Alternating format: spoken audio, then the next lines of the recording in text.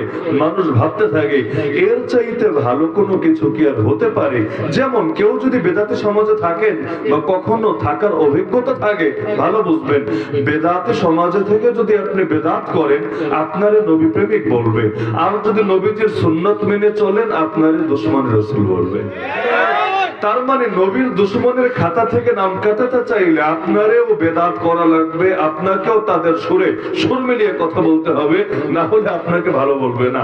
যেখানে মাথা থেকে পা পুরো অংশটাই থাকে দুর্নীতিবাজ, মানে উপরে যারা কর্মকর্তা তারাও দুর্নীতিবাজ, নিচে যারা সাধারণ কর্মচারী তারাও দুর্নীতিবাজ, মাঝখানে এক দুইজন যদি ভালো থাকতে চায় অথচ উপরও খারাপ নিচও খারাপ, এদেরকে উল্টো এমন দুর্নীতিবাজ এমন চোর এমন বাটপার সাব্যস্ত করে শুধু চাকরি ছাড়াই না কখনো জেলের ভাত পর্যন্ত খাইয়া ছাড়ে। কেন?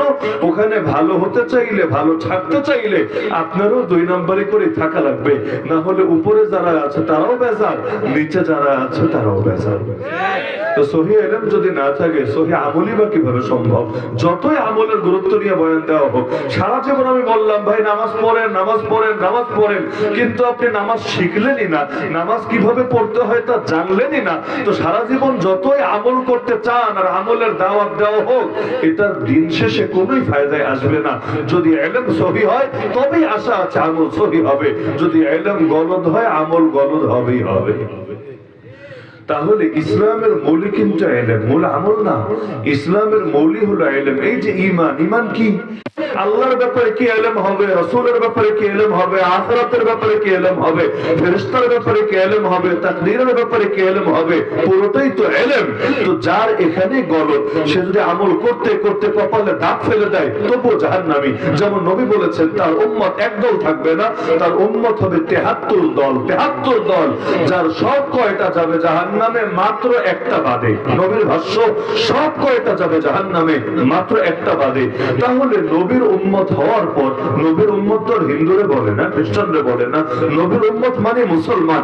মুসলমান হওয়ার পরও 72 দল জাহান্নামী, মাত্র একদল জান্নাতি। তাহলে মুসলমানে মুসলমানে পার্থক্য থাকলো কোথায়? পার্থক্য এখানে একদল নবী এবং সাহাবীদের আদর্শ জেনেছে এবং মেনেছে, আরেকদল নবী এবং সাহাবীদের আদর্শ জানে নাই মানে নাই, অথবা জানলেও ইচ্ছাকৃত ভাবে মানে নাই, যার কারণে মুসলিম পরিচয় দেওয়ার পরও তারা জাহান্নামী।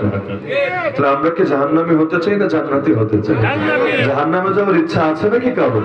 যদি না থাকে আমল তো সহি করা লাগবেই লাগবে, কিন্তু এরও আগে সবার আগে ইলমকে সহি করতে হবে। ইলম সহি না করলে সারা জীবন বাতিলের শিকার হয়েই থাকা লাগবে। ইলম সহি করার জন্যই তো মাদ্রাসা রয়েছে। মাদ্রাসা প্রতিষ্ঠার অনেক মাকসাদ, একমাত্র মাকসাদই ইলম শেখানো না, মাকসাদ বহু, কিন্তু সব মাকসাদের মূল মাকসাদ হলো সহি ইলম সমাজের মধ্যে ছড়িয়ে দেওয়া। দেখবেন যেই যেই এলাকায় হকপন্থী মাদ্রাসা আছে এবং মাদ্রাসা মজবুত ভাবে চলছে, ওই ওই এলাকায় বাতিল লেজ গুটিয়ে পালাতে বাধ্য হচ্ছে। আর যেখানে মজবুত মাদ্রাসা নাই, ভালো আলেম ওলামা নাই, এলাকার মধ্যে সহি ইলমের দাওয়াত নাই, সেখানে গিয়ে দুনিয়ার সব বাতিলরা একেবারে সর্বোচ্চ শক্তি দিয়ে ঘাটি ঘিরে বসে আছে। যেমন পার্বত্য এলাকায় যদি যান, উত্তরবঙ্গে যান, দেখবেন ফিতনার হার নাসিরনগরে আর কি আর ব্রাহ্মণবাড়িয়ায় কি এর চাইতে 1000 গুণ লক্ষ গুণ বেশি। কেন বেশি? কারণ গেলে দেখবেন মাদ্রাসার সংখ্যা অনেক কম, যা আছে সেগুলো কোন রকম নামকে হস্তে চলছে। 2-4টা আছে বড় বড় প্রতিষ্ঠান, কিন্তু এত বিশাল এরিয়াকে 2-4টা প্রতিষ্ঠান সামলাতে পারে, যার কারণে আলো নাই, আলো না থাকার কারণে অন্ধকার এসে সেখানে ঘাটে গেড়ে বসেছে। যদি আলো জ্বলতো অন্ধকার লেজ গুটিয়ে পালাতে ঠিকই বাধ্য হতো। আমাদের জন্য এই ফিতনার জামানায় সবচাইতে বেশি জরুরি জিম্মাদারি হলো নিজেরাও সহি ইলম হাসিল করা, সমাজের মধ্যেও সহি ইলম ছড়িয়ে দেওয়া। যেমন আল্লাহ রাসূল সাল্লাল্লাহু আলাইহি ওয়াসাল্লাম বলেছেন দাজ্জাল আসার সময় ঘনিয়ে এসেছে কিনা বুঝবা কিভাবে? নবী নিজেই একটা আলামত বলেছেন, যখন দেখবা মানুষ দাজ্জালের আলোচনা ছেড়ে দিয়েছে, হাত্তা ইয়াতরুকাল আইম্মাতু আলাল মানাবির যিকরাহু, এমন কি ইমামরা পর্যন্ত মিম্বারে দাজ্জালের আলোচনা পুরো বাদ দিয়ে দিয়েছে, তখন তোমরা মনে করবা দাজ্জাল ঠিক ওই দিনই বা তার পরের দিনই, অর্থাৎ খুব তাড়াতাড়ি সময় পৃথিবীর মধ্যে চলে আসবে। কেন? কারণ দাজ্জাল মানে হলো মহা ধোঁকাবাজ, মহা প্রতারক। দাজ্জাল শব্দের অর্থই হলো সবচাইতে বড় ধোঁকাবাজ, সবচাইতে বড় প্রতারক।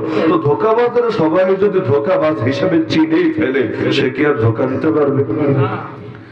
ধোকাবাজ তখনই ধোকা দিতে পারে যখন মানুষ তারা চিনতে পারে না। মনে করেন লেজ গুটিয়ে যারা দেশ থেকে পালালো, তাও মাটি পথে না হেলিকপ্টারে চড়ে পালালো, তারা ক্ষমতায় আসার আগেই যদি মানুষ টের পেত, কষ্ট পাওয়ার কিছু নেই, যা বাস্তবতা তো বলা লাগেই। তারা ক্ষমতায় আসার আগেই যদি মানুষ টের পেত যে ক্ষমতায় আসার পরে ডাইনি এত বছর জুড়ে মানুষের কি পরিমাণ রক্ত খাবে, পানি না রক্ত খাবে, এবং দেশের কি পরিমাণ ক্ষতি করবে, উন্নয়ন উন্নয়ন মোড়ক লাগে পুরো দেশের সব কিছুরে বরবাদ করে ছাড়বে, এমনকি দলীয় গুন্ডা পান্ডা দিয়ে পুরো দেশটাকে ঘুমের রাজ্যে, খুনের রাজ্যে, আয়না ঘরের রাজ্যে আর আলেম ওলামার উপর জুলুম চালিয়ে এই দেশটাকে একটা জ্যান্ত জাহান্নামে পরিণত করে ছাড়বে, মানুষ যদি বুঝতো, তাহলে ও সময় যতই বোরকা পরে ভোট চাক না কেন, যতই তাহাজ্জুদের ডায়লগ মারুক না কেন, যতই মদিনা সনদ বলে চেঁচাক না কেন, মানুষ কি তাদেরকে কখনো ক্ষমতায় আনতো? বাংলাদেশের মানুষ বেশিরভাগ সময়, আগে যেটা হতো, এখন তো বহুদিন পর্যন্ত মানুষ ভোটই দিতে পারে না, কারণ সকালে যায় ভোট দিতে, গিয়ে শুনে তাহাজ্জুদের সময় ভোট নাকি অটোমেটিক হয়ে গিয়েছে। নিজেরটা তো হয়েছে, মরা বাপ মরা দাদারটাও কে জানি কবর থেকে উঠে এসে দিয়ে চলে গেছে। যেই সময় দিত ওই সময় দেখা যেত 5 বছর এই দল তো 5 বছর ওই দল। অনেক এলাকায় এমন হতো না? আরে হতো কিনা, 5 বছর এই দল তো 5 বছর ওই দল, আবার 5 বছর ওই দল তো 5 বছর এই দল, এত দল চেঞ্জ করতো কেন? এবং কি এই যে মাত্র সরকার গেল কয় মাস হলো, এখনো পর্যন্ত রাস্তাঘাটে মাঝে মধ্যে শোনা যায় যা ছিল তাই ভালো ছিল। সাধারণ কিছু মানুষ কিন্তু এই টাইপের মন্তব্য করে। কখন করে? যখন কোনো কিছু কিনতে গেলে দেখে দাম আগের চাইতেও বেশি বেড়ে গিয়েছে। রাস্তাঘাটে চলতে গেলে শুধু নাসিরনগরের রাস্তা না, এটা তো আন্তর্জাতিক মানের রাস্তা আছে, এছাড়া ঢাকা শহরের রাস্তায় চলতে গেলেও এই যে বৃষ্টির দিন হচ্ছে, কাজ হয় না রাস্তায়, যার কারণে দেখা যায় কোনো জায়গায় হাউস হয়েছে, কোথাও পুকুর হয়ে গেছে, গাড়ি পর্যন্ত চলতে চায় না। আমারও গাড়ি রেখে দেখেন না মোটর সাইকেলে চলে আসা লাগলো আপনাদের মাহফিলে। তো এখন মানুষ অনেকে বলে এগুলো দেখে, হায় রে, এতদিন ডাইনি ছিল, ভালোই ছিল, রাস্তার কাজটা তো অন্তত নিয়মিত হতো। তো এক একজন এক একটা জিনিস দেখলেই খেলে হায় হায় হায় হায়, মানে আফসোস আর আফসোস শুরু করে দেয়। তো অনেক সময় দেখা যায় মানুষ এভাবেই ধোকা খায়, কারণ এই হায় হায়টা 6 মাস, 1 বছর, 2 বছর, 5 বছর যখন চলে, তখন গিয়ে আগের ভুলটাই কিন্তু বারবার করতে থাকে। তো যদি মানুষ ধোকাবাজ হিসেবে চিনেই ফেলে, তার ধোকায় কিন্তু কেউ পা দেয় না। ধোকায় পা তখনই দেয় যখন ধোকাবাজরে মানুষ চিনতে পারে না। দাজ্জাল হলো সব যুগের সবচাইতে বড় ধোকাবাজ। এখন যদি প্রত্যেকের ভেতরে এলেম থাকে, যেমন আপনাদের ভেতরে এলেম আছে যে দাজ্জাল নামক একটা ফিতনা কিয়ামতের আগে আসবে, বিস্তারিত যদি নাও জানেন, এটা অন্তত জানেন যে দাজ্জালের কথা শোনা যাবে না, তাকে খোদা হিসাবে মানা যাবে না। সে যেটাকে দেখাবে জাহান্নাম, ওটা মূলত জান্নাত, আর যেটাকে দেখাবে জান্নাত, ওটা মূলত জাহান্নাম। নবী বলেছেন দাজ্জাল যদি আগুন দেখায়, আগুনে ঝাঁপ দিও, ডাইরেক্ট রবের জান্নাতে গিয়ে পৌঁছবা। আর দাজ্জাল যদি পানি দেখায়, নহর দেখায়, এটা থেকে বেঁচে থেকো, না হলে ডাইরেক্ট জাহান্নামে গিয়ে পতিত হবা। কিন্তু দাজ্জাল যখন আসবে, এত বিপুল সংখ্যক মানুষ, পৃথিবীর অধিকাংশ মানুষ তার দলে গিয়ে কেন যোগ দেবে, তাকে কেন খোদা মানবে? কারণটা কি? সবচাইতে বড় কারণই হলো তারা তার ধোকায়, এই ধোকাটাকেই বুঝে উঠতে পারবে না, যার কারণে ধোকা খেয়ে বোকা হয়ে তারে মাহবুব বেশি ইমান হারাবে। তাহলে এলিমের দরকার আছে নাকি নেই?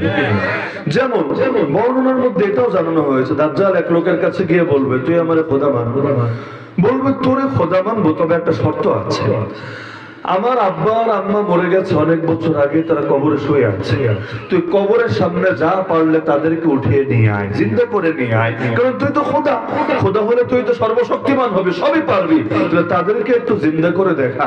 আমার মরা বাপ মা যদি জিন্দা হয়ে বলে আসলেই তুই খোদা, তাহলে আমি তোরে মেনে নেব খোদা, না হলে কিছুতেই আমি তোর নামে কালেমা পড়তে পারবো না। এটা বলবে মূলত দাজ্জালকে চ্যালেঞ্জ জানানোর জন্য, অথবা দাজ্জাল যাতে চুপ হয়ে যায়, হেরে যায়, এটার জন্য। যেমন নবী ইব্রাহিম আলাইহিস সালাম নমরুদকে বলেছিলেন, আমার আল্লাহ সূর্য ওঠায় পূর্ব দিক থেকে, সূর্য ডোবান পশ্চিমে, তুই পারলে একবার পশ্চিম দিক থেকে সূর্য ওঠা দেখি, পারে নাই, হেরে গিয়েছে। তো দাজ্জালকে যখন একথা বলবে, সে ভাববে দাজ্জাল কে এটা পারবে, জিন্দেগিতেও তো সম্ভব না। কিন্তু দাজ্জাল কবরের সামনে গিয়ে বলবে, আমার আদেশে উঠে আয়, সঙ্গে সঙ্গে দেখা যাবে কবর ভেঙে চূর্ণ বিচূর্ণ হয়ে গিয়েছে, আর কবরের ভেতর থেকে সেই মানুষটা উঠে দাঁড়িয়ে গিয়েছে। এটা দেখে তো যার বাপ আর মা সেও অবাক হয়ে যাবে, তার চোখ চরকগাছ হয়ে যাবে। এবার সেই মানুষগুলো তারে বলবে জলদি ঈমান আন দাজ্জালের উপর, সেই খোদা, সেই মাহবুদ, সেই আমাদেরকে জীবিত করেছে। সঙ্গে সঙ্গে সে দাজ্জালের নামে কালেমা পড়ে বেঈমান হয়ে যাবে। এখন বলবেন মরা মানুষ জিন্দা করবে কিভাবে? আসলে মরা মানুষ জিন্দা করবে না, দাজ্জালের সঙ্গে থাকা দুইটা শয়তানরে আদেশ দেবে যে ওর বাপ আর মায়ের চেহারা আর সূরত ধারণ করে তুই কবরের ভেতর থেকে উঠে আয়। আপনারা জানেন একমাত্র নবী রাসূল ছাড়া সকলের চেহারা শয়তান ধরতে পারে? পারে না। আরে পারে না? নবীর ব্যাপারে হাদিস আছে, আল্লাহ রাসূল বলেন মান রাআনি ফিল মানামি ফাকাদ রাআনি ফা ইন্না শাইতান লা ইয়াতামাসালু বি, যে স্বপ্নে আমাকে দেখলো সে বাস্তবে আমাকেই দেখলো। কেন? কারণ শয়তান কখনোই আমার চেহারা আকৃতি ধারণ করতে পারে না। তো নবীরটা তো পারে না, কিন্তু আপনার বাপেরটা, আপনার মায়েরটা, আপনার 14 গোষ্ঠীরটা ঠিকই পারে। তো এখন শয়তান তার বাপ মায়ের রূপ ধরে আসবে, এসে যখন বলবে ঈমান আন না তার উপর, সঙ্গে সঙ্গে দেখা যাবে বেঈমানের খাতায় নাম লিখে বসেছে। তাহলে এটাও কি একটা ধোঁকা না? যেন তেন ধোঁকা না, মহা ধোঁকা। দাজ্জাল এসে বলবে আমার উপর ঈমান আন, না হলে তোরে না খায় মারবো। সে বলবে দাজ্জাল তুমি যত কিছুই বলো না কেন, কপালেই তো লেখা কাফারা, মানে কাফের, তোর কপালেই লেখা কাফের, তোরে কিভাবে খোদা মানতে পারি? তো দাজ্জাল সেই ঘর থেকে যখন বের হবে, দাজ্জাল ছুটতে থাকবে, আর তার সঙ্গে যত ধরনের আসবাবপত্র আছে, হাঁস, মুরগি, ভেড়া, বকরি, দুম্বা, এমনকি অন্যান্য রুটি, আরো যত রকমের খাবার দাবার যা আছে সব দাজ্জালের পেছনে চুম্বক যেভাবে লোহা টানে, এভাবে দাজ্জাল যখন যাবে এগুলো লোহার মতো চুম্বকের দিকে যেতেই থাকবে, যেতেই থাকবে।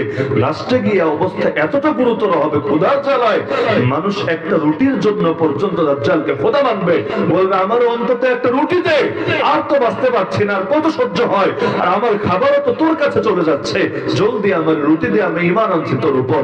দাজ্জাল বলবে মেঘ তুই বৃষ্টি দে, সঙ্গে সঙ্গে বৃষ্টি শুরু হবে।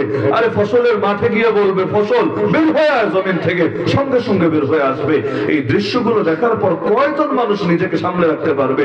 এমনকি এই জামানা দেখেন না, অনেকে বেদাতি আর ভণ্ডদের ফাঁদে পা দেয় কেন? ওদের বিভিন্ন জাদু দেখে, জাদু যেটারে সমাজে চালায় কেরামতি বলে, অথচ কিসের কারামত? কারামত হয় ওলিদের হাতে, আর ওলি বলে তারে যে নবীজির সুন্নত মানে, যার জীবনে নবীর সুন্নত দূরের কথা ফরজ আমলই নাই, এমনকি যার জিন্দগির মধ্যে ইসলামের ছিটে ফোটাও নাই, যার ঈমান আকীদার মধ্যে পর্যন্ত কুফরের শিরক আছে, সে যদি অলৌকিক কিছু ঘটিয়ে দেখায় ওটারে কারামত বলে না, মুজিজাও বলে না, ওটারে আস্ত ভণ্ডামি আর জাদুবিদ্যা বলে। নাহলে দাজ্জালের চাইতে বড় ভেলকি আর বড় অলৌকিক কাজকে দেখাবে? সব জামানায় বাতিলটা যত যত দেখিয়েছে এর সব চাইতে বেশি জাদু দাজ্জাল একা দেখাবে। তো যদি অলৌকিক কিছু দেখার মানে সে হক হয়, তাহলে তো দাজ্জাল নেই পীরানে পীর দস্তগীর আর জামানার কাউসার কুতুব মেনে নিতে হবে। নাউযুবিল্লাহি মিন যালিক। তো দাজ্জাল তো এমন এক ধোঁকাবাজ হয়ে আসবে, কিসের ইহুদি আর কিসের খ্রিস্টান আর কিসের মুসলমান, গণহারে মানুষ তার দলে যুক্ত হতে থাকবে। দাজ্জালের মূল বাহিনী হবে ইহুদি। মূল বাহিনী কারা? ইহুদি। তো ইহুদি যদি তার মূল বাহিনী হয়, সে নিজেও ইহুদি। ইহুদি আর খ্রিস্টান কিন্তু দুই মেরুর জাতি, আপনারা জানেন কিনা? খ্রিস্টানরা বিশ্বাস করে তাদের নবী ঈসা আলাইহিস সালামকে ইহুদিরা হত্যা করেছে, যদি আমরা বিশ্বাস করি না। আমরা বিশ্বাস করি ঈসা আলাইহিস সালাম আজও জিন্দা, আল্লাহ তাকে আসমানে জিন্দা অবস্থায় উঠিয়ে নিয়েছেন এবং কিয়ামতের আগে আসবেন, এসে তিনি দাজ্জালকে ধ্বংস করবেন। কিন্তু এই জামানার এই বিকৃত খ্রিস্টানরা তারা মনে করে যে না, তিনি মরে গিয়েছেন এবং এই ইহুদিরা তাকে শুলিতে চড়িয়ে হত্যা করেছে।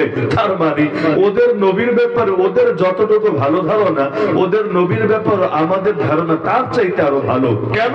কারণ আমরা যারা মুসলমান শুধু এক নবীতে বিশ্বাসী না, আমরা যারা মুসলমান সব নবীতে বিশ্বাসী।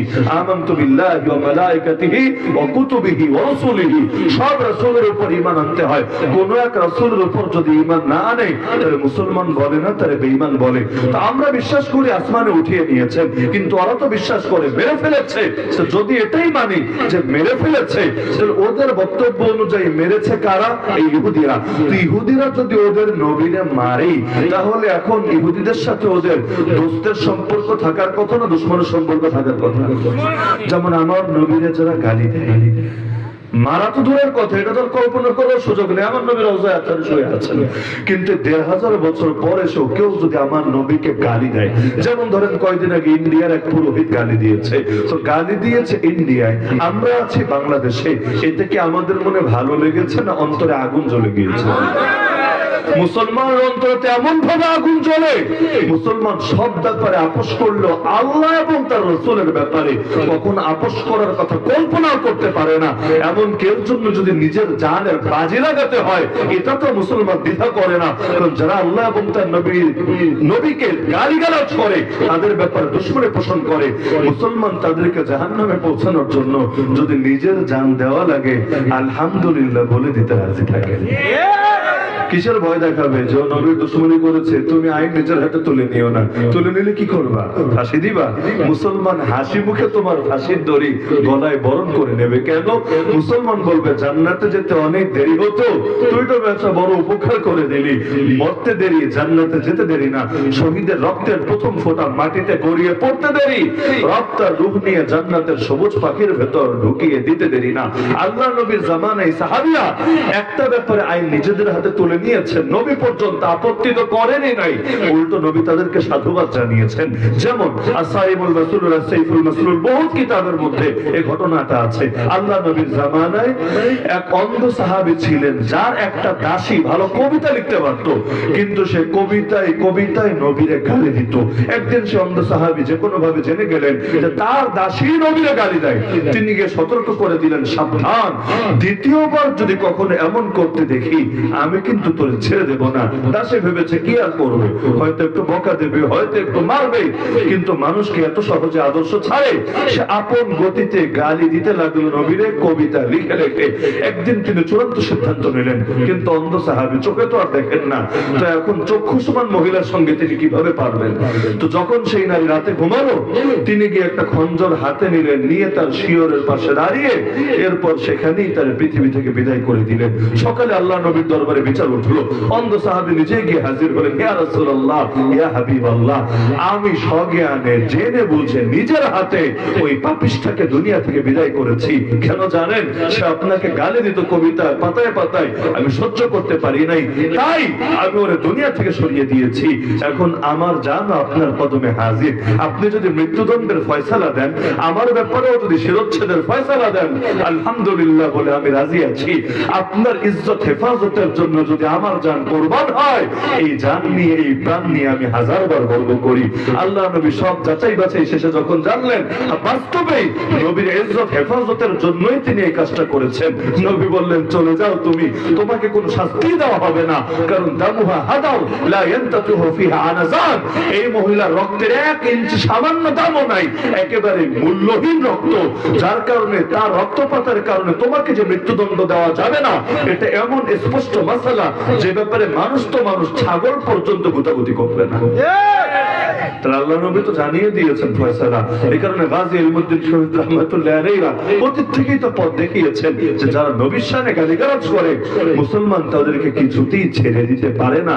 এমনকি নবীর জামানে এই জাতীয় ঘটনা বললে অন্তত 1 ঘন্টা শুধু এই টাইপের ঘটনাই বলা যাবে।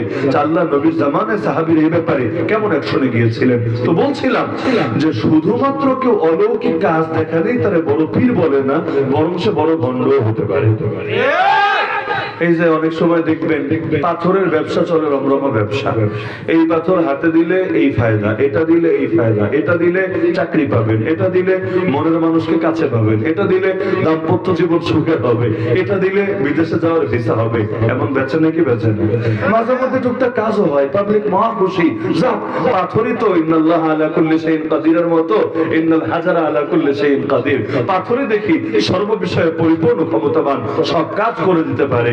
অথচ পাগলের পাগল একবার যদি চিন্তা করত, পাথর দিয়ে যদি সব হয়ে যেত, যে পাথর বেচে ওর সারাদিন দোকানদারি কইরা কেন পাথর বেচা লাগতো, পাথর একটা হাতে পড়ে নিত, ও জামানার বিল গেটস প্রো ম্যাক্সে এমনি পরিণত হতো।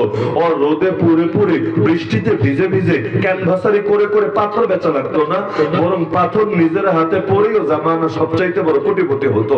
এমনকি অনেকে হাত দেখে ভাগ্য বলার দাবি করে, হাতের মধ্যে একটা আয়না বসাবে, এরপর বলবে আরে বল্টু তোর কপালে 2 বউ আছে, আরে সল্টু তোর কপালে কোনো বিয়াই নাই। আবার দেখা যাবে টিয়া পাখি চালান দিবে, চালান দিয়ে চিঠি একটা বের করে আপনার অদৃষ্ট আপনার ভাগ্য সব বলে দিবে। এইরকম লোক পেলে কানের নিচে ঠাস করে একটা চর বসাবেন, চর বসালে চমকে উঠবে, বললে কিরে আমার মারলে কেন, আমি কি করেছি? আপনি বলবেন আমার হাতের মধ্যে গোটা দুনিয়া দেখলি, 20 বছর পর কি হবে না হবে তাও তুই বুঝলি, কিন্তু আমার এই হাতেই যে তোর কপালে একটা চর লেখা আছে এটা খালি দেখলি না, তুই সব দেখে ফেললি, কিন্তু একটু পরে 2 সেকেন্ডের মাথায় যে একটা চর আছে আমার হাতে লেখা এটা দেখলি না। তার মানে এটা নিখাত ভণ্ডামি ছাড়া কিছু না। তো বলছিলাম যে দাজ্জালের পুরো খেলাটাই তো ধোঁকাবাজির উপর। তো ধোঁকাবাজি যে করবে, ইহুদিরা তো তার সঙ্গে যোগ দিবে এটা মানলাম, কারণ ইহুদিরা তার দলেরই লোক, ইহুদিরা অপেক্ষাও আছে দাজ্জালকে রিসিভ করার জন্য এবং তার নেতৃত্বে সারা দুনিয়া ইহুদি রাজত্ব প্রতিষ্ঠা করার জন্য। আমরা যেমন ইমাম মাহদির জন্য অপেক্ষায় আছি, নাই আমরা? এই যে মুসলমানদের মধ্যে নেতৃত্বের সংকট, দেশে দেশে মুসলমান ভাগ হয়ে আছে, 200 কোটি মুসলমান আছে, কিন্তু ঐক্য না থাকার কারণে 1 কোটি ইহুদির হাতে মার খাচ্ছে। অথচ এই সারা দুনিয়ার মুসলমান যদি আজকে এক হতে পারতো, আর মসজিদ আকসা বিজয় করা 1 ঘন্টাও সময় লাগতো না। তো এই যে নেতৃত্বের সংকট দূর করার জন্য, দুনিয়াব্যাপী খেলাফত প্রতিষ্ঠার জন্য, জুলুম দূর করে শান্তি শাসন প্রতিষ্ঠা করার জন্য আল্লাহ তাআলা মাহদি তাকে জিম্মাদারি দিবেন। 1 রাতের মধ্যে, হাদিসে আছে 1 রাতের মধ্যে আল্লাহ তাকে যোগ্য করে তুলবেন। মানে ওই রাত আসার আগে তিনিও জানবেন না যে তিনি মাহদি হতে যাচ্ছেন। ওই রাতের পর আল্লাহ তাআলা তাকে এমন যোগ্য বানিয়ে দিবেন, তিনি এবার সারা দুনিয়ার বিশ্বের মুসলমানদের নেতা হবেন। আমরা যেমন অপেক্ষায় আছি যে মাহদি যখন আসবে উম্মত আবারও এক হবে, সব দলাদলি দূর হবে, মুসলমানের লড়াই হবে না। আর তখন যে লড়াই হবে মুসলমান আর কাফের এমন লড়াই হবে, পৃথিবীর প্রতিটা পরতে পরতে আল্লাহর জমিন আল্লাহর দ্বীন জিন্দা হবে, কালেমার পতাকা পটপট করে উড়বে। এখন তো কালেমার পতাকা উড়ালেও জঙ্গি বলে গ্রেফতার করে। কি এক মুশকিল, কালেমার পতাকার মধ্যে কি এমন নিকৃষ্ট জিনিস খুঁজে পেয়েছে। কাফের তো কাফের, মুসলমান পর্যন্ত তেলে বেগুনে জ্বলে উঠছে, অথচ কালেমা তো আছে মুমিনের দিলে দিলে। আরে প্রত্যেকের যদি জানে হত্যা করো না, দেখবা মরার আগ দিয়েও যে বাক্য বলে সেটাই হলো এই পবিত্র কালেমা, লা ইলাহা ইল্লাল্লাহ মুহাম্মাদুর রাসূলুল্লাহ। সারা জীবন ধরে আমরা এই দোয়াটাই করি, আল্লাহ মরার সময় কালেমাটা পড়তে পড়তে মরার তৌফিক দিও, তোমার নাম জপতে জপতে শেষ নিঃশ্বাস ত্যাগ করার তৌফিক দিও।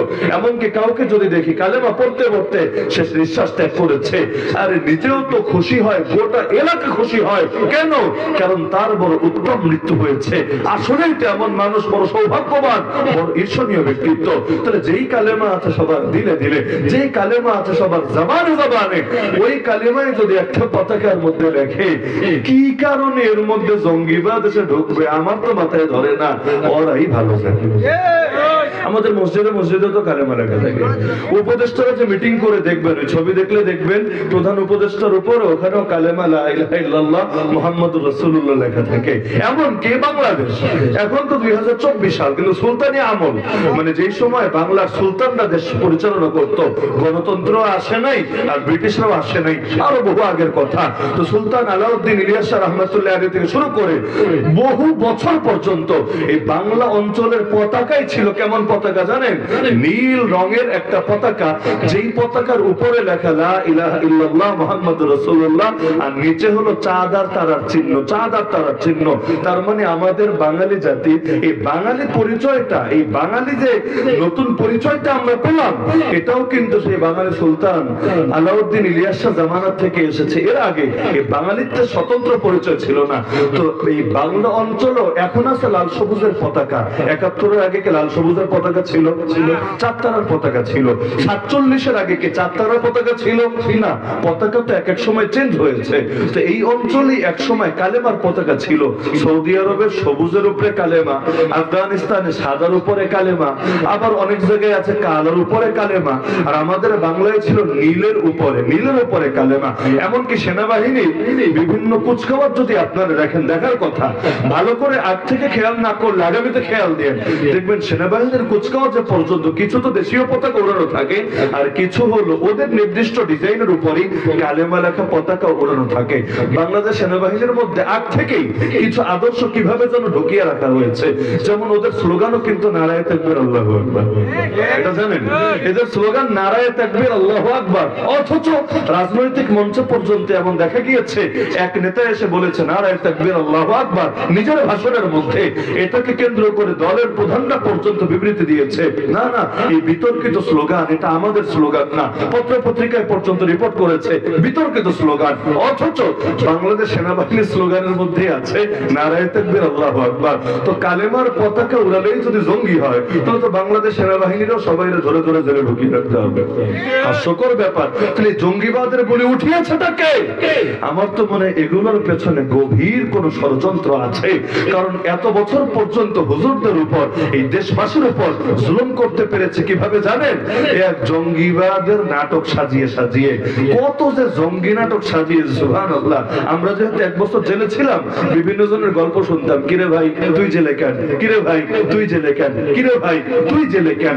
নাটক আর ছবি যে কত রকম হতে পারে, টেলিভিশনে আর কি দেখে, এর চাইতে কাঁচা কাঁচা নাটক দেখিয়ে দেখিয়ে জঙ্গি নাটক সাজিয়ে সাজিয়ে আমেরিকার থেকে টাকা পয়সা খেয়েছে, আর পশ্চিমা বিশ্বের থেকে ক্ষমতার গতি যাতে ঠিক রাখা যায়, জঙ্গিবাদ দমনের জন্য যাতে বারবার তারই গতিতে বসায়, এজন্য এই সমস্ত নেককারজনক কাজ করেছে। তো যেই কাজ এতকাল পর্যন্ত হলো, নতুন করে যদি একই কাজ চলতে থাকে, এটাকে মেনে নেওয়া যায়? আমি তো মনে করি বাংলাদেশের প্রত্যেকের ঘরের ছাদে এখন সময় এসেছে কালেমার পতাকা উড়িয়ে দেওয়া। আর কালার নিয়ে এত চিন্তার কিছু নেই, কোন নির্দিষ্ট কালার নিয়ে এত টেনশনের কিছু নাই। সাদা আর কালো লাগালে যদি বেশি খেপে যায়, কেন এটা আবার আফগানিস্তান ভেবে বসে কিনা, তালেবান ভেবে বসে কিনা। ঠিক আছে রে ভাই, আচ্ছা আমরা বাংলা অঞ্চলে সেই সুলতানি আমলের পতাকায় উড়াই, কালার কত কালার আছে, এমনকি লাল সবুজের উপরে কালেমা লিখে দেন না, কে না করেছে?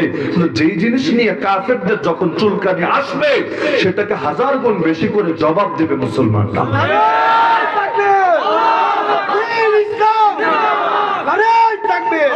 যেমন মনে করেন কয়েকদিন পর পর আল্লাহর নবীকে গালি দেয়, আমরা কি করি? অধিকাংশ ক্ষেত্রে আমরা জবাব দেওয়ার চেষ্টা করি, মিছিল করে, সমাবেশ করে, প্রতিবাদ করে। এভাবেও দেওয়া উচিত, অবশ্যই উচিত, হাজারবার উচিত, আমি মোটেও অস্বীকার করছি না। কিন্তু আমি কি মনে করি জানেন, যে ওরা যেই কয়বার নবীরে গালি দিবে, আল্লাহ নবীর আলোচনা আরো বেশি পরিমাণে, আগের চাইতে আরো কয়েক হাজার গুণ বেশি পরিমাণে সমাজে ছড়িয়ে দেওয়ার ব্যবস্থা করা হবে। মনে করেন 2024 সিরাত মাহফিল সারা দেশে আমরা করলাম, উদাহরণ হিসাবে 10,000টা। হঠাৎ দেখলাম কোন এক ভণ্ড আল্লাহ নবীর সামনে বেয়াদবি করলো, তো বেয়াদবির এক জবাব তো তৎক্ষণাৎ শক্তভাবে দিবই দিব, পাশাপাশি আরেক জবাব এটা হবে যে তোরা নবীর সামনে একটা বেয়াদবি করেছিস, তাহলে আগে তো আমরা 10,000 সিরাত মাহফিল করেছি, এবছর 20,000 সিরাত মাহফিল করব। আবার গালি দিবি, 40,000 করব। এভাবে আলোচনা ব্যাপক করতে করতে এত করা করব, তোর ঘরে পর্যন্ত নবীর আলোচনা ঢুকে যাবে, নবীর সমুন্নতি নিয়ে, নবীর মর্যাদা নিয়ে, নবীর শান নিয়ে, নবীর মান নিয়ে এত বেশি কথা হবে যে এই দেশের কাফের মুশরিকরা পর্যন্ত নবীর প্রেমে পড়ে, নবীকে ভালোবেসে কালেমা পড়তে শুরু করে দেবে। অমুসলিমরা মুসলমান বানায় কিভাবে? তীর তরবারি দিয়ে, বর্ষা ধনুক দিয়ে, বুলেট দিয়ে মুসলমান বানানো যায় না। এভাবে কাউরে কালেমা পড়ালে ওই কালেমা কবুল হয় না। যদি কারো গর্দানে তরবারি রেখে বলেন ওই কালেমা পড়, নাইলে কল্লা ফেলায় দিব, এভাবে যদি সে হাজারবার কালেমা পড়ে, মুসলমান হবে না। কালেমা কি মুখ দিয়ে পড়তে হয় না বুক দিয়ে পড়তে হয়? আগে তো দিলে থাকতে হয়, পরে না জবানে আসে। যে বোবা মনে করেন জীবনে জবানে আসবে না, তাহলে ও কি মুসলমান হতে পারবে না? অবশ্যই পারবে। মূল বিষয় দিলেন, মূল বিষয় জবানের না। তো জবানের মধ্যে তো আর তরবারি ধরা যায় না, তরবারি তো মুখে ধরা যায়। তাহলে এই দেশে ব্যাপকভাবে নবীর আলোচনা শুরু করেন না, আমি গ্যারান্টি দিয়ে বলছি দেখবেন হিন্দু, খ্রিস্টান, বৌদ্ধ, এমনকি যারা না জেনে না বুঝে নাস্তিক, এমন অনেক মানুষ গণহারে আল্লাহ নবীকে ভালোবাসতে শুরু করবেন। আলহামদুলিল্লাহ এখন শুরু হচ্ছে। গ্রামাঞ্চলে তার থেকে সিরাত মাহফিল হয়, এখন কলেজে, ভার্সিটিতে, স্কুলে, বিভিন্ন জায়গায় পর্যন্ত সিরাত কুইজ, সিরাত সেমিনার, সিরাত নিয়ে আলোচনা, আলহামদুলিল্লাহ এটাকে আরো যত বেশি বাড়াবো ইনশাআল্লাহ সমাজে নবীর মহব্বত তত তৈরি হবে। আর এগুলো না বাড়ায় খালি জিলাপি দিয়া নবীর নাম জিন্দা রাখবেন, কাজের কাজ কিচ্ছু হবে না। জুম্মার পরে বলবো ভাই সবাই বসেন, কেন? মিলাদ হবে, কিয়াম হবে, মানুষ আগেই খুঁজবে ঠোঙ্গা এসেছে নাকি মসজিদের ভেতরে। যদি দেখে জিলাপির ঠোঙ্গা বা মিষ্টির প্যাকেট এসেছে, দেখবেন ওই দিন লোক সংখ্যা বেশি আছে। তবারকের মান যত বেশি, লোকের উপস্থিতিও তত বেশি। এমনকি যারা নামাজ পড়ে নাই ওরাও এসে মসজিদে ভিড় করবে, করে নাকি করে না? কেন? আজকে তবারক কোনোভাবে মিস করা যাবে না। মাহফিল যদি তবারক থাকে, আলোচনা 2 ঘন্টা না 4 ঘন্টাও যদি করি উঠবে না, উঠবে না। কেন? হুজুর স্পেশাল আছে, স্পেশাল জিনিস নিয়ে যেতে হবে। তাহলে দেখা যাচ্ছে যে তবারক আছে, সেও আছে, দাঁড়িয়ে বসে বিভিন্ন ভাবে দরুদ পড়ছে, কিন্তু দেখছে 1 সপ্তাহ গেল, 2 সপ্তাহ গেল, 3 সপ্তাহ গেল, হুজুর খালি দাঁড়ায় দরুদই পড়ায়, হুজুর খালি বিভিন্ন দোয়াই করায়, তবে কোনো ঠোঙ্গাও নাই, কোনো জিলাপিও নাই, কোনো তবারকও নাই, কোনো প্যাকেটও নাই। দেখবেন দিনকে দিন সংখ্যা শুধু কমছে আর কমছে। এখন বসতে বললেও মানুষ বসতে চাচ্ছে না। তো এই বসার নাম মহাব্বতের বসা না, এই বসার নাম জিলাপির টানে বসা। এজন্য জিলাপিতে ভাত পড়লে, জিলাপিতে হাত পড়লে তখন উত্তেজিত হয়ে যায়। নবীরে গালি দিলে টর্চ লাইট দিয়েও খুঁজে পাওয়া যায়। আল্লাহ নবীর ইজ্জত হেফাজতের জন্য দরকার সে কোটি মানুষ যদি আশিক রাসূল থাকে, ওই দেশে নবীরা গালি দিয়ে কোন পাপিষ্ঠ বেঁচে থাকে কিভাবে, এমনকি আইনের আওতার বাইরে থাকে কিভাবে, কল্পনাই তো করা যায় না। তো দরকার তো ছিল যে নবীরা গালি দিবে সব আশিক রাসূল মিলে সঙ্গে সঙ্গে ওরে এমন শিক্ষা দেবে জিন্দেগিতে আর কেউ নবীর সামনে বেয়াদবি করার সাহসই করবে না। কিন্তু এটা দেখবেন খুব কমই হয়। অধিকাংশ ক্ষেত্রে এখন তো ফেসবুকের যুগ, ইউটিউবের যুগ, মানুষ যদি তাদেরকে নিয়ে ব্যঙ্গ না করতো, কিরে তোরা নামস না কেন, কিরে তোরা বলস না কেন, তাহলে আল্লাহর বান্দার ওই জিলাপির প্লেট থেকে উঠে একটা বিবৃতি এবং প্রতিবাদ পর্যন্ত জানাতে আসতো। আর যখন আসে, আপনাদের নাসিরনগরের কাহিনী শুনলাম যে প্রতিবাদ জানাতে এসেছে নবীর দুশমনের বিরুদ্ধে, যে ইন্ডিয়ার পুরোহিত আল্লাহ নবীকে গালি দিয়েছে। ভালো কথা, তাহলে তুমি যে মাকসাদে এসেছো সেই মাকসাদে তুমি পূরণ করো, তুমি আল্লাহ নবীর দুশমনের বিরুদ্ধে প্রতিবাদ করো। কিন্তু আমি শুনতে পেরেছি বিশ্বস্ত সূত্রে, হালকা ভিডিও দেখালো এখানে বসার পরে, যে সেখানে নাকি আলেম ওলামার সামনে উল্টো টিটকারি মেরেছে শাইখুল হাদিসের মতো মহান ব্যক্তিত্ব। এখন বলতে গেলে বাংলাদেশের সবচেয়ে উঁচু মর্যাদায় অধিষ্ঠিত থাকা অন্যতম নেতা মাওলানা মামুনুল হক সাহেবের নিয়ে পর্যন্ত 501 বলে টিটকারি মেরেছে। এমনকি নাসিরনগরের ওলামায়ে কেরাম, বিবারিয়ার ওলামায়ে কেরাম নিয়ে পর্যন্ত বিভিন্ন ব্যঙ্গ বিদ্রুপ করেছে। যে সিরাত মাহফিল হয়ে গেল কয়দিন আগে, আমাকেও আসতে বলা হয়েছে, প্রচুর পরিমাণ দাওয়াত দেওয়া হয়েছে, কিন্তু ওদিন আমার মাহফিল আর্থিক ও আদাকৃত ছিল ধামরাই আর মানিকগঞ্জে। তো ধামরাই কই আর বিবারিয়া কই, চাইলেও ইচ্ছা ছিল না, তো দিলে মহব্বত ছিল। এটাকে নিয়ে পর্যন্ত বিভিন্ন ধরনের কুৎসা রটানো হয়েছে। তো এটা কি তোমরা রাস্তায় নামলা আসলে নবীর দুশমনের বিরুদ্ধে প্রতিবাদ করতে, নাকি এলাকার শান্তিতে থাকা পরিবেশকে বিনষ্ট করতে এবং নিজেদের ধর্ম ব্যবসা টিকিয়ে রাখার জন্য নাসিরনগরের শান্ত পরিবেশকে অশান্ত করে তুলতে? আবার হুমকি দেয়, আবার আলটিমেটাম দেয়। আরে মাথা ঠান্ডা করবে না পাগল। এত আলটিমেটাম নাস্তিকদের বিরুদ্ধে আসে না কেন? এত আলটিমেটাম বেঈমানদের বিরুদ্ধে আসে না কেন? এই যে বিগত ফ্যাসিবাদের আমলে পা চাটলা আর এমপির পা চেটে চেটে ওবায়দুল মুক্তাদিরের দালালি করে করে এই জামে অনুসিয়ার বিরুদ্ধে, বড় বড় মাদ্রাসার বিরুদ্ধে এত বড় বড় হুঙ্কার ছড়লা, তো এখন তো তোমাদেরকে পাবলিক যে পিঠের চামড়া তুলে ফেলে নাই এটাই তো বেশি। আর এলাকায় ঢুকেছে, এখন ঢুকলে কে না কে হামলা করেছে, এখন বলে দিচ্ছে যে এটার দায় কওমি মাদ্রাসা ছেলেদের, এটার দায় ওয়াহাবিদের, এটার দায় হুজুরদের। আরে ভাই, এটা কিসের কামাই দেখো না? দেশে হুজুর তো তুমি একা না, দেশে হুজুর আছে লক্ষ লক্ষ লক্ষ। এমনকি যারা প্রচুর পরিমাণ দালালি করেছে কিন্তু লিমিট মাত্রাতিরিক্ত ক্রস করে নাই, এদের অন্তত লেবাসের খাতিরে মানুষ গায়ে হাত তুলে নাই। হুজুররা কিন্তু তাও বহুত মর্যাদা নিয়ে আছে, দালালি করার পরও অনেকে নিরাপদ আছে। কেন? লেবাসের মর্যাদার দিকে তাকিয়ে, জাতির মর্যাদার দিকে তাকিয়ে মানুষ হাত তোলে নাই। কিন্তু যারা লিমিট ক্রস করে ফেলেছে, এমনকি মার্কার পক্ষে মাহফিলের মাইক দিয়ে পর্যন্ত গান গেয়েছে, নৌকার প্রতীক বুকের মধ্যে লাগিয়ে তারপর এটার পক্ষে সাফাই গিয়েছে। সব বিবারিয়ার মতো জায়গার মানুষ হয়ে বিবারিয়ায় ওইসব জিনিস চলে না। রাস্তা ভাঙা সহ্য করে নেবে, মানুষ কষ্ট সহ্য করে নেবে, মামলা খেয়ে হয়তো এলাকায় আসতে পারবে না মাসের পর মাস ধরে, কিন্তু তাই বলে ফ্যাসিবাদের সঙ্গে দালালি করবে, আপোষ করবে, ওরকম মানসিকতা আলহামদুলিল্লাহ সারা দেশের হলে অন্তত এখানে হবে না। এত দালালির পর পিঠের চামড়া যে তুলে নেয় না, আমি তো মনে করি এটাই বিরাট কিছু, আসলে বিরাট কিছু। আসলে বাইতুল মুকাররমে কি হয়েছে দেখেন নাই আপনারা? বাইতুল মুকাররমে কি হয়েছে দেখেন নাই? তো বাইতুল মুকাররমের মতো জায়গায় যদি অবস্থা এমন হয় যে তুমি এসে জোর করে গদি দখল করবা আর পাবলিক মসজিদ বলেই শুধু তোমার ছেড়ে দেবে না, বরঞ্চ সেখানে পর্যন্ত এটার বিরুদ্ধে প্রতিবাদ হয়েছে।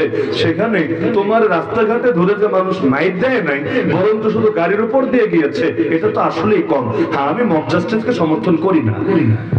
মানুষে নিজের হাতে আইন তুলে নেক, শুধু একটা ক্ষেত্র নবীর গালিগালাজ, ওই ক্ষেত্র বা অন্য ক্ষেত্রে তুলে নেক, আমিও চাই না। কিন্তু এই দেশের প্রতিটা মানুষকে নিয়ন্ত্রণ করা এটা কোন বাপের বেটার সাধ্যের কথা না। রাগ যখন ভেতরে থাকে, কে যে কিভাবে প্রকাশ করে এটা আল্লাহই ভালো জানে। তো এখন ভাবা তো দরকার, এটা নিজের হাতের কামাই যদি এমন হয়, তাহলে দিন শেষে কি বা করার থাকে? নিজের ইজ্জত যে নিজে না বাঁচাতে পারে, পরে জাতি এসে বাঁচাবে কিভাবে? তো এখন যদি ওটা হয়, ওইটার তো জন্য দরকার ছিল মুহাসাবা করা। এখনো কিন্তু ক্ষমা চাইনি আমার জানার মধ্যে। দরকার ছিল না ক্ষমা চাওয়া? আর দরকার ছিল না ক্ষমা চাওয়া? ছিল তো, প্রকাশ্যে এসে বলা দরকার ছিল যে আমি এতদিন পর্যন্ত কওমি উলামায়ে কেরামের সাথে যা বলেছি আপনারা মাফ করে দিয়েন। আমি ওবায়দুল মুক্তাদিরের দালালি করতে গিয়ে এতদিন পর্যন্ত যে শয়তানি ভণ্ডামি করেছি, মাফ করে দিয়েন। বলা দরকার ছিল নাকি ছিল না? বলেছে এখনো পর্যন্ত? বলে নাই। কার হাতের কামাই এগুলো? এমনকি আজ যদি সে ভালো হয়ে যায়, আমি মনে করি কওমি ছেলেরা তার জন্য জানও দিয়ে দেবেন।